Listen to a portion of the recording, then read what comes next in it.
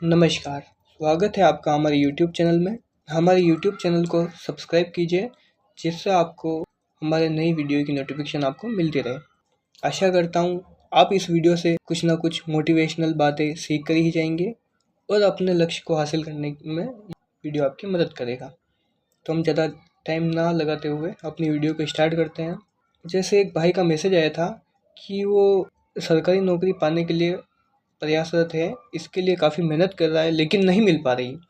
इससे वो तनाव में रहता है और खुद पर शर्म महसूस होती है।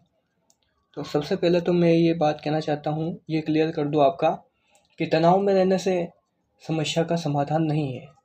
तनाव में रहना केवल इससे आपके शरीर घटेगा और चिंता में आप लिप्त रहेंगे। इससे कोई फ़ायदा या आपका बेनिफिट कुछ नहीं होगा, केवल आपका शरीर घटेगा और आप चिंता में व्याप्त रहेंगे, जिससे आपका जो लक्ष्य हासिल होने वाला है वो भी आपसे उतना ही दूर चला जाएगा जितना पास। तो इसीलिए तनाव में ना ही रहना है और इसके लिए आगे भी सुने। देखो, जब हम अपने लक्ष्य को जो हासिल नहीं कर पाते हैं तो निराशा और तनाव की स्थिति बन जाती है।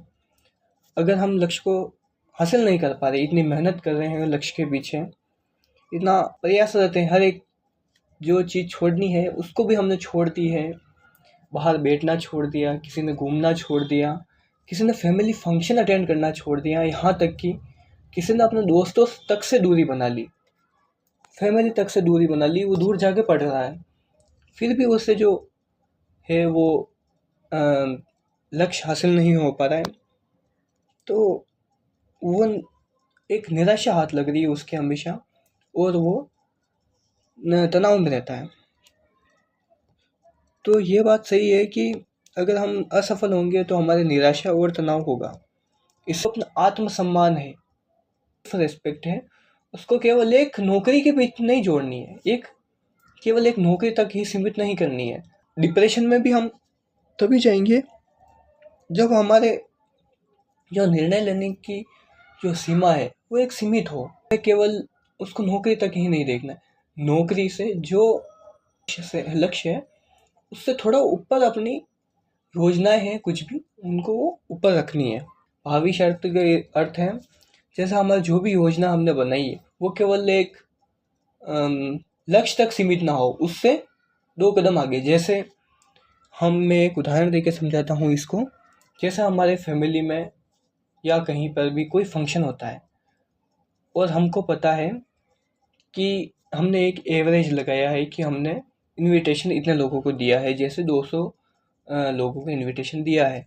हमें पता है कि 200 लोग आएंगे, लेकिन हम फिर भी 50 लोगों का यानी कि 250 लोग तक का हम बजट रखते हैं कि 250 लोग भी आ जाए तो खाना कम नहीं पड़ेगा, या कोई जो हमारा फंक्शन है वो बिगड़ेगा नहीं। उसी प्रकार से जो हमारे योजनाएं हैं वो केवल एक अपने लक्ष्य तक नहीं रखनी है, लक्ष्य से थोड़ा ऊपर रखनी है, जिससे हमको निराशा हाथ नहीं आएगी। सबसे बड़ी बात यह है कि लोग क्या कहेंगे। तो लोगों के दबाव में ना आए कि लोग क्या कहेंगे, उनका तो काम है कहना, और बस अपनी बात और अपना ये ध्यान रखना है अपन को कि मैं और क्या कर सकता हूँ, इस पर विचार करें। और इसके अलावा क्या कर सकता हूँ कि मुझे जल्दी से जल्दी अपना लक्ष्य हासिल हो।